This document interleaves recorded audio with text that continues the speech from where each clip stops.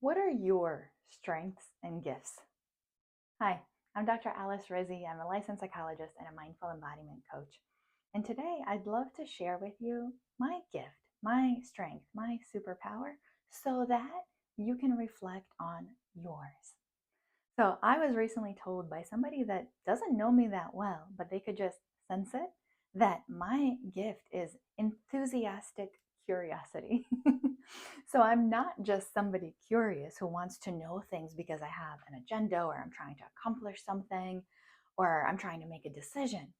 I'm curious because curiosity excites me. I want to know what the world is like. I want to know what people are like. And ultimately, that's a big reason that I know I went into psychology.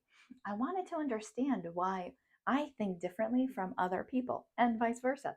I wanted to know why other people might not feel the same way that I do. I wanted to understand different perspectives more. And again, it's not because it was in order to do something, it was just to understand myself as a human, as a soul here in this body on this earth. So, curiosity is my superpower and it's enthusiastic. What is your superpower? What is your gift? Are you courageous or brave? Do you act without necessarily having all of the details and then find out what it's like? Now, some of you might think, oh, that sounds impulsive, but not necessarily. There's advantages to acting with courage, perhaps before you have all of the information. Are you very patient and understanding? Meaning, instead of making impulsive or quick decisions, you do take a step back. You reflect, you analyze the information available to you. You analyze in order to make the best decision possible. And you don't mind if it takes a little bit longer than somebody might like, because that's your process. That is a strength too. You might be somebody who's really kind and compassionate and you have an understanding of other humans around you when they're suffering, when they're happy, when you can help them, or when you're not able to, right? You might be really empathetic, allowing you to really deeply understand other people's experiences and connect and relate to them in a unique way. So I myself am highly sensitive. And from a very young age, I always felt more in tune with animals. I felt more in tune with older people. And now, the older I get, the more I try to be in tune with myself. Because so many of us learned that we should care more about other people, prioritize other people's needs first. But what I'm learning is that when I understand myself better, including my strengths, my challenges, I'm able to show up in a more impactful way and help other people.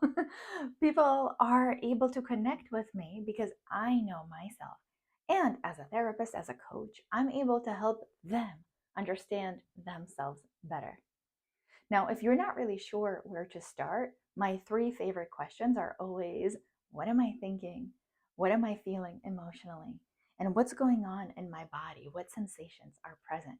This is just one way you can start getting to know yourself. Another is to start journaling and noting some of your thoughts, your feelings, your sensations, how you think about the world, yourself, other people. And it really is to practice being curious, to ask yourself different questions. And there's so many journals nowadays that offer you prompts, so you don't even have to think of them yourself. You can always use AI, something like Claude or ChatGPT. And you can even be mindful of different conversations that you have with strangers you meet or acquaintances. Notice the type of questions they ask you and take that home with you. Ask yourself those questions. So when that, for example, when that person asked, what do I want to do in my business?